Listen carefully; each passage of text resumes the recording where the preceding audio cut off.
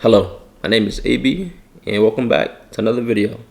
Today what I wanted to talk about is communication, and something that I do all the time at work, in real life, as a profession, is talk to people because I'm a therapist, I'm a clinician, and what I found is that even if I'm able to communicate really well in a lot of different areas, it seems like in our personal lives, communication is sometimes really confusing, and not all the times the things that you want to say come off in that certain way. I've noticed that in my personal life, I might be trying to convey an idea about, how much or to a certain extent something means to me, or like the importance of something, or maybe the non-importance of something, and the message is received exactly in the opposite way. And it seems very confusing to me because I'm in my mind and I could think about a certain thing or topic in a very specific way and I understand myself. But when you speak the words, people don't understand the way you view that thing. And that makes sense, right? Because nobody is us. Nobody can really step inside of our minds. So we are truly the only people that can really engage with like the way that we think about everything in the world. And it's really hard sometimes to convey those messages with our words. And I think like last week, or maybe it was earlier this week, I was speaking to some of my clients, the kids that I serve. And one of the topics was, there's many types of communication. It's nonverbal, it's written, it's through art, it's through visuals. So many different ways that we try to convey emotions and convey what we're thinking. Even like through music and like through art. Like there's so many different ways that we try to convey things. And even with words, right? The thing that we're trying to say might not always come out that way. We look at a piece of art and we ask each other, what are we getting from this piece of art? And it's two different answers, not even close. We listen to music, we hear it. Two different people, they listen to it, and what is conveyed to them is entirely different. And it even goes with like media. Like we hear somebody speak, and the things that we get from them are totally different. And one of the biggest points I brought up to them was like, in the Bible or religious texts, people can read the same thing, and what is conveyed to them is very different. Which is kind of cool and also very confusing, right? Because I feel like all of us would want to get the same message and understand the same things, but that is just not how our brains work. And that's because, our lived experiences are so vastly different that we're never going to get the same messages from the exact same content. And with knowing that communication is so different and vast and unique, I come to understand that I might feel a way and I know myself, but at the same time, nobody's going to be able to, comprehend the things I want to comprehend in a certain way. So there has to be like a third person, a mediator a lot of the times, right? Somebody that can look at both perspectives. When there's an issue going on or something to discuss.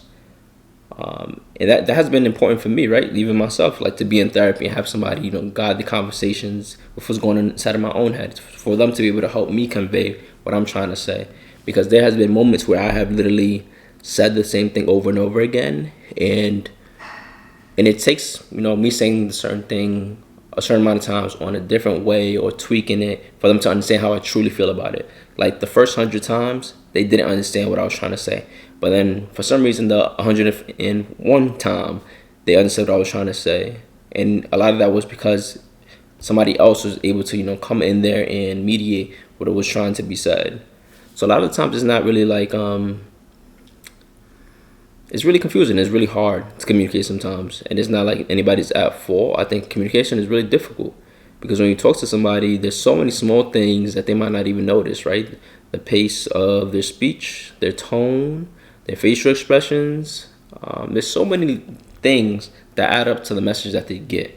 And sometimes it might feel like, oh, this person is not listening to me. I'm not being understood. And it's not like, sometimes it is that, right? They're not trying to understand you. But sometimes it's truly like they just don't understand and they're trying to. And a lot of times it's not, malicious. It's just like the fact of communication. The communication is difficult.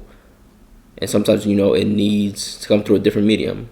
Maybe trying to do it through like writing or a visual or something auditory. trying to find different means to say the same thing, because not all of us are auditory listeners, right? Not all of us are able to verbalize what we feel and it be understood that way. So we can use other tools, because just the same way that we learn that in school, we're not all the same type of learner. Maybe we all don't communicate the same way, and I think that's like a new idea that we can all grasp to, that we all communicate in different ways, and we should try to find the ways that help relay the message that we're trying to convey to other people. And I think that's like a new thing that I've been thinking about, right? The way that we communicate and how hard it is and difficult it is to sometimes say what is on our heart and on our minds.